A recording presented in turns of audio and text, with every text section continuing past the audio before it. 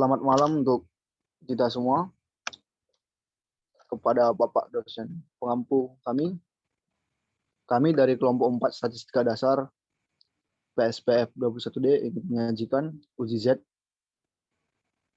yang dimana kelompok penyaji ada saya sendiri, Michael Ginting, ada Feby, Herna, Jihan, Presley, Putri, Rianti, dan Ira. Berikut akan kami tampilkan bahan sajian kami yang pertama.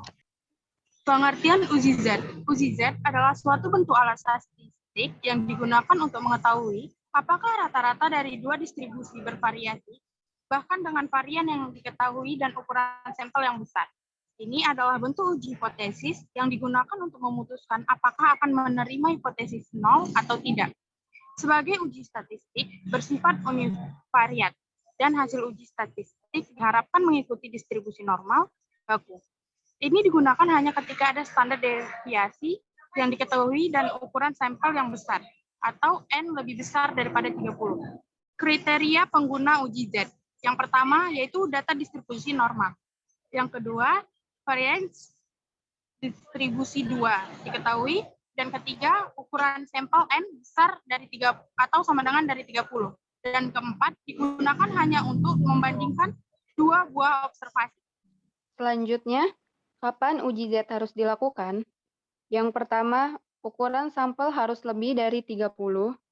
Kedua, data sampel harus selalu acak. Jika tidak, hasil statistik uji mungkin menjadi tidak akurat. Yang ketiga, titik data tidak boleh sama. Selain itu, mereka tidak boleh tumpang tindih satu sama lain. Keempat, data harus mencerminkan distribusi normal standar.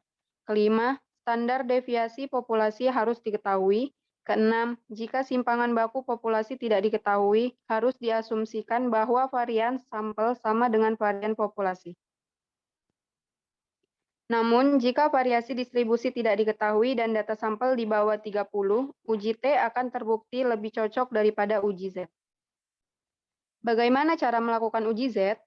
Yang pertama-tama 0 atau H0 dan hipotesis alternatif perlu dinyatakan. Yang kedua, pilih level alfa. Ketiga, tabel Z harus digunakan untuk menentukan kekritisan Z. Keempat, statistik status Z harus dihitung. Kelima, setelah diperoleh hasil uji statistik, bandingkan dengan nilai krisis Z. Yang keenam, perbandingan akan membawa Anda pada kesimpulan apakah hipotesis 0 atau H0 dapat diterima atau tidak. Selanjutnya adalah rumus Z. Rumus uji Z ialah Z hitung sama dengan rata-rata perlakuan A dikurang rata-rata perlakuan B per akar ragam perlakuan A dibagi banyak jumlah data A ditambah ragam perlakuan B dibagi banyak jumlah data B. X bar A ialah rata-rata A, X bar B ialah rata-rata B, tau A kuadrat adalah varian A, tau B kuadrat adalah varian B. NA adalah banyaknya data A dan NB banyaknya data B. Berikut akan kami sajikan contoh uji kasus data Z. Seseorang berpendapat bahwa rata-rata jam kerja buruh di daerah A dan B sama dengan alternatif A lebih besar dari B. Untuk itu, diambil sampel kedua daerah masing-masing 100 dan 70 dengan rata-rata simpangan baku masing-masing 38 dan 9 jam per minggu, serta 35 dan 7 jam per minggu. Ujilah pendapat tersebut dengan taraf nyata 5%. NA sama dengan 100, NB sama dengan 70. Rata-rata XA sama dengan 38, rata-rata XB sama dengan 35. Sigma A sama dengan 9, sigma B sama dengan 7. Hipotesis, H0 sama dengan rata-rata jam kerja buruh daerah A dan B sama, H1 yaitu rata-rata jam kerja buruh daerah A dan B berbeda. J hitung sama dengan rata-rata XA kurang XB kurang rata-rata XB per akar sigma kuadrat A per NA tambah sigma kuadrat B per NB. J hitung sama dengan 38 kurang 35 per akar 81 per 100 tambah 49 per 70. J hitung sama dengan 2,44. Selanjutnya ada tabel 1, nilai Z dari luas di bawah kurva normal baku. Z tabel sama dengan, rumus Z tabel itu Z alpha per 2. Alpha yang kita ketahui adalah yang ditanya taraf nyata 5%. 5% itu 0,05. Dibagi 2 jadi Z sama dengan 0,025. Untuk mengetahui di tabelnya nilai Z 0,025 itu ada 0,005 dikali 0,02 sama dengan Z 0,025. Yang dimana kita ketahui Z 0,025 adalah 1,960. Selanjutnya Z analisis. Z tabel sama dengan Z alpha per 2 sama dengan Z 0,025 sama dengan 1,960. Nilai Z tabel dapat diperoleh dari tabel 1 dengan menggunakan tabel 1, maka nilai Z 0,025 adalah nilai pada perpotongan alfa baris 0,02 dengan alfa kolom 0,005 yaitu 1,96. Untuk diketahui bahwa nilai Z alfa adalah tetap dan tidak berubah-ubah, berapapun jumlah sampel, nilai Z 0,025 adalah 1,96 dan nilai Z 0,05 adalah 1,645.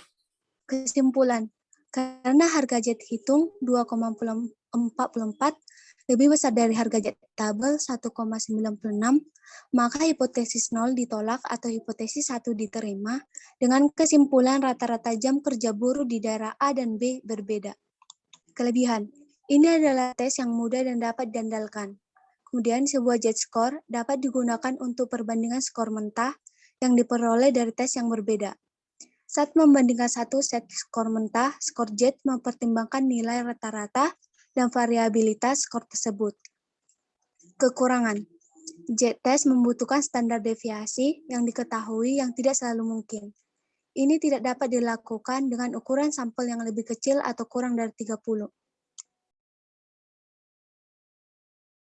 Kita buka SPSS-nya terlebih dahulu. Kita ke variabel view. Di name yang pertama ini kita tuliskan hasil. Kita enter. Di name yang kedua kita tuliskan coding. Kita enter. Desimalnya kita nolkan semuanya. Di value untuk yang kedua ini kita isikan value 1, ditulisi label angket 1.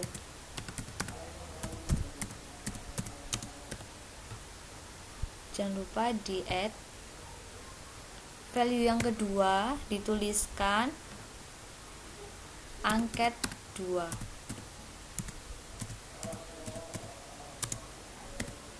Kita add. Oke. Setelah seperti ini, kita ke data view. Kita isikan datanya. Di sini saya memakai 60.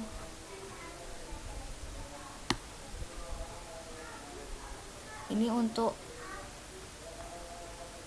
judul yang pertama, kita pakai 60.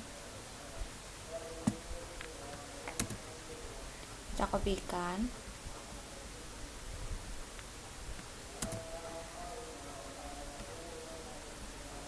Untuk hasil angket yang kedua, kita copy di bawahnya.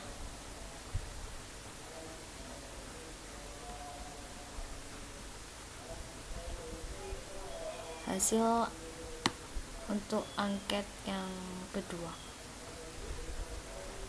Pakai 60 juga. Kita paste. Untuk codingnya,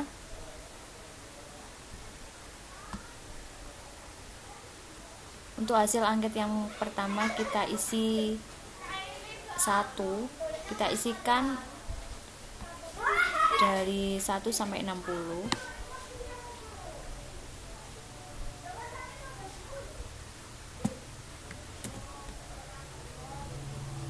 Kita paste.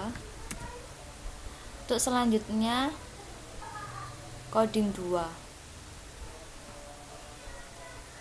untuk hasil angket yang kedua.